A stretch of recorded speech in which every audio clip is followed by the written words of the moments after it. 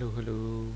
Nah, kali ini kita akan belajar mengenai pengenalan web hosting control panel.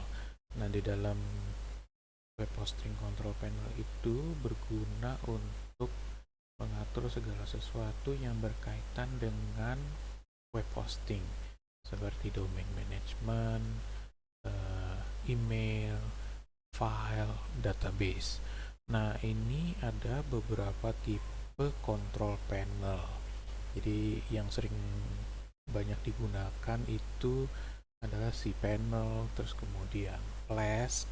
Nah, tapi kali ini kita nggak akan bahas ke situ, kita akan bahas hPanel dari Hostinger.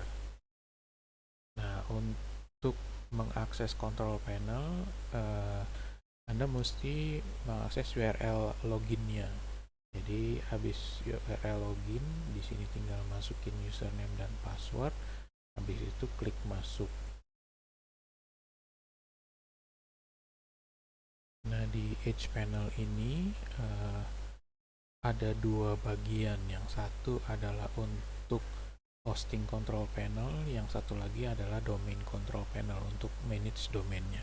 Nah, sekarang kita masuk ke hosting control panel, kita klik manage. Nah, setelah kebuka semuanya loading, di sebelah kiri ini terdapat informasi mengenai web hostingnya. Kemudian di sebelah kanan ini ada menu-menu yang bisa diakses. Nah, kita akan bahas nanti yang lebih detailnya di bagian email. Kita masuk cuman pengenalan aja dulu sekarang. Jadi yang sering dipakai adalah bagian email. Kemudian di bagian domain itu kita bisa tambah domain baru atau kita bikin subdomain. Nah, kalau ada yang belum tahu subdomain itu, misalkan domainnya namanya abc.com. Nah, kalau subdomain kita bikin misalkan email.abc.com. Nah, itu merupakan subdomain, nama di depannya subdomain. Nah, kemudian di sini yang ada bisa kepake adalah auto installer.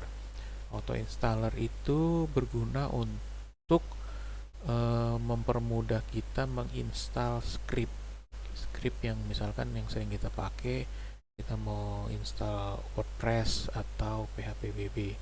Nah, ini kita tinggal klik auto installernya, kita tinggal pilih mau install di mana, setting database segala macam. Habis itu klik OK. Nah, script ini yang akan mendownload dan mengkonfigurasi file sehingga kita kalau sudah ready kita tinggal login ke dalam CMS-nya. Nah, yang sering dipakai lagi adalah di bagian files. Ini ada file manager, kemudian ada backup. File manager ini seperti Explorer di Windows. Nah, kita bisa lihat file-file kita yang ada di server ada apa aja, kita bisa edit, kita bisa delete. Nah, kemudian backup ini kita melakukan backup ada dua di sini, ada database dan web files. Nah, ini dari backupnya yang dari control panel. Nah, kemudian di database ada MySQL database dan PHPMyAdmin. MySQL database ini kalau kita mau create database baru, terus kemudian kalau kita mau manage dia punya table, kita bikin table baru atau kita edit. Nah, ini kita editnya dari PHPMyAdmin. Nah, untuk fitur-fitur di bawah ini jarang dipakai tetapi bisa kalau diperlukan. Nah, kalau mau dilihat perbandingan dengan cPanel, ini saya ada contohnya cPanel. Nah, cPanel ini ya kurang lebih hampir sama karena fungsinya untuk manage hosting, berarti isi-isinya juga sama. Ada file manager juga, di sini ada disk usage, ada backup juga ada, terus PHPMyAdmin, MySQL,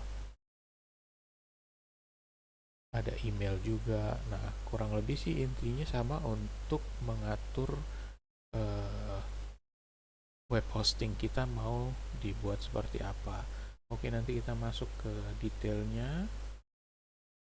sekarang segini dulu ya. Bye bye.